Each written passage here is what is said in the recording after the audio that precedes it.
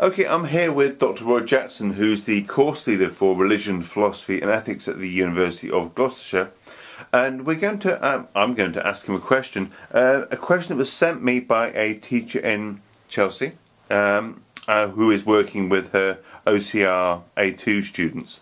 And the question that she asked was, if God knows all our moral choices in advance, then we cannot justly be blamed or rewarded for what we do, can we? No. Okay, that was quick. There you go. Well, yes, this is okay. This is a quote. This quote is assuming that this is a God who, by knowing our moral choices, he also has the power to do something about it. So we're talking about again the classical view of God here.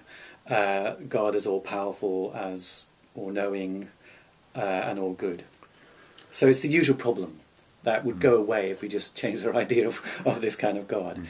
And it ties in with the problem of evil, to some extent. You know, people do bad things, and they can't be blamed because God allowed it. So if I robbed you, yes. if I went to your office and nicked all your stuff, and then you came and blamed me, I said, well, God knew I was going to do it and didn't stop me. Yeah, absolutely. I could, he could have done at any time could have stopped me stealing all your gadgets, but chose not to. Yes, and therefore allowed it to happen. That's it's right. not my fault. It's his. Not your fault. He allowed it, and in fact, quite possibly even caused it, in that sense. So you're free. Yeah. Now, of course, seeing God in this sense, it's therefore paradoxical and it's irrational. It's irrational to accept these attributes of God and also accept that we are morally free. So, how do we get around this? Now, there are ways around it, or attempts around it, to argue that we can have an all-knowing and all-powerful God, and you can have people being responsible for their moral actions. Why? Because they have free will. So this is the key here. I think the key here is we cannot be morally responsible for our actions. You know, as the quote says, we can't be justly blamed or rewarded unless we are free to choose our actions. God gives us freedom to choose. We are morally autonomous agents. Why? Because, well, lots of different reasons why, but one reason is because we would not be fully human unless we learn from our mistakes. So it's our human nature to be depraved. Okay. And some would say this fits perfectly with the classical idea of God. You know, God is firstly omnipotent, but he has the power, therefore he has the power to make us be moral agents or not. He's omnibenevolent, he's all good, because he's giving us free will because it's for the good of mankind. We might not see it that way, but that's the greater good, if you like. And also thirdly, he is omniscient, he's all-knowing, because he knows we will commit evil acts, but it's us who are doing the choosing. Now, okay, now that might be the sort of the simple fit here, but we need to pick up again, going back to the quote. This idea of if God knows, and what we mean by knowledge here. That's the key one of those attributes. This idea of omniscience. This kind of foreknowledge and omniscience, and marrying them together proves. Yes, that's right. It's the real problem here, because we need to be clear what we mean by this. Because obviously, if God knows the future, then doesn't the future have to be? Therefore, I have no control over my future, and so I'm not free. You know, if God knows I'm going to, we talk about stealing things from my office. I'm going to steal things from your office. I'm going to steal this mug from your desk here, this Leicester City cup mug. Then God has presumably known I'm going to do that since the beginning of time. Because God knows everything, so he knows that. If that's the case, then there's no way I can escape from doing that action. It's already known, it's predestined. So you weren't truly free in the sense that you mentioned a minute ago, and we need freedom to get us out of the problem. Yes. But if the knowledge of that happening is there already, then I can't be free. Now, how do we get around this? Now, again, there have been attempts to do this, and I want to look just very briefly at that three attempts, but just very briefly. But I think what we'll see with all three of these attempts, that either you end up reinterpreting what we mean by God, or what we mean by knowledge. I think you have to do one or the other, and that's the problem with all three of them. Firstly, the first one, we go back to the 5th century with Boethius, who argues really that there's no such thing as knowledge of the future for God. No such thing as foreknowledge, because he sees God as timeless. Okay, God exists outside of time.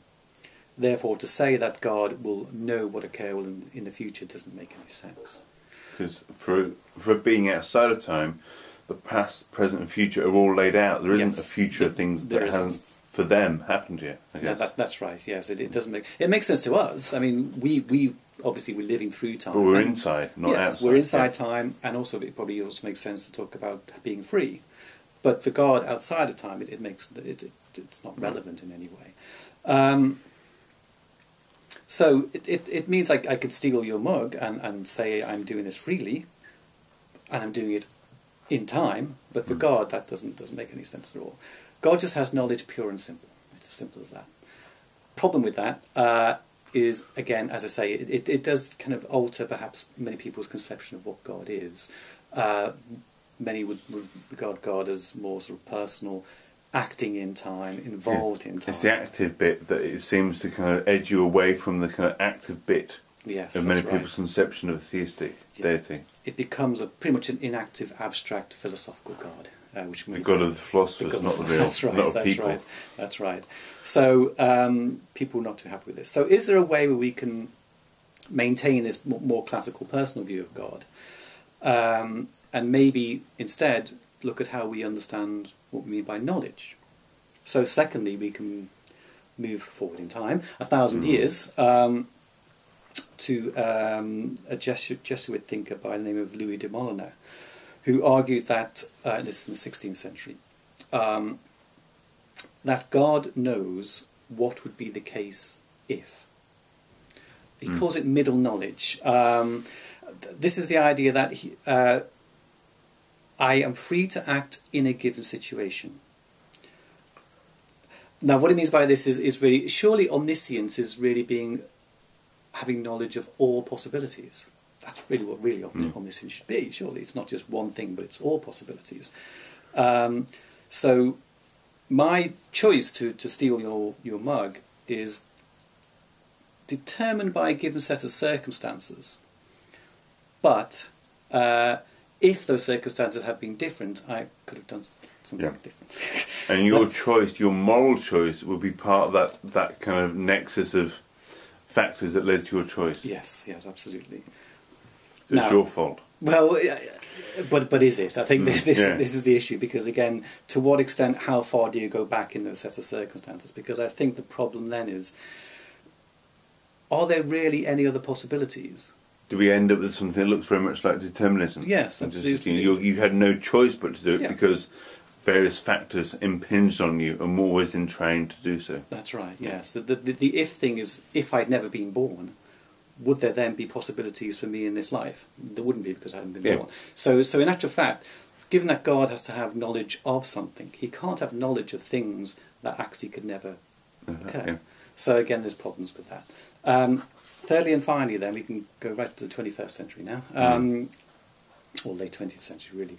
But William Lane Craig argues, in actual fact, that God can know what I'm going to do freely, and I can do it. I mean, he gives an example of, he says, God knows that Jones will mow the lawn because Jones will mow the lawn, though Jones could have chosen not to.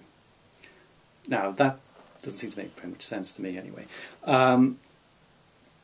He basically argues that God's knowledge follows Jones's actions like a shadow, right? But then he also says that chronologically the shadow precedes the event. Okay, so if I give the example of the mug again, what he seems to be saying is that I just decide now to steal your mug. Nearly spill water all over me. God knew I would do that just before I did it, whether it's milliseconds or whatever. But I could now decide not to. Yeah, I think for me the Lane Craig version of it is quite evocative, the idea of it following like a shadow, but actually once you think about it, the least convincing. But that's just personal interpretation. You kind of talk them through.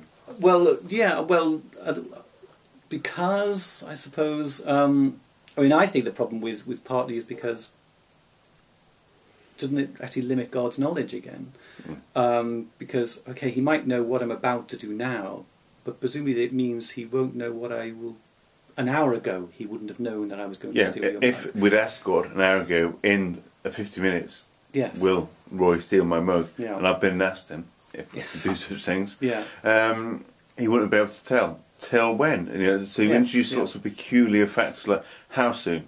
Yes, absolutely. And if he knows that suddenly you're just about to, you know, pull out a gun and kill me, he didn't know anything about that either. No, exactly. Yeah, Yeah. it seems very kind of. So it limits his omniscience, which is. It seems an attempt to kind of square the circle that doesn't really seem to succeed. In fact, these suggestions we had earlier, thinking about God being outside of time, seem at least to make more sense, even if they don't satisfy classical theism. Yes, exactly. We have to change our idea of God to some extent, otherwise we're kind of trapped. So in actual fact, in answering the question, if by God's knowledge we mean we have no moral freedom, then yes, we cannot be justly blamed or rewarded because we are nowhere responsible for our actions. But the if here is really dependent upon what we understand by God and what we understand by knowledge. So it throws us back on those key terms as thinkers to try and think, do we mean what we think we mean by God, and do we mean what we think we mean by knowledge? Yes, absolutely. Okay, thank you. Thank you.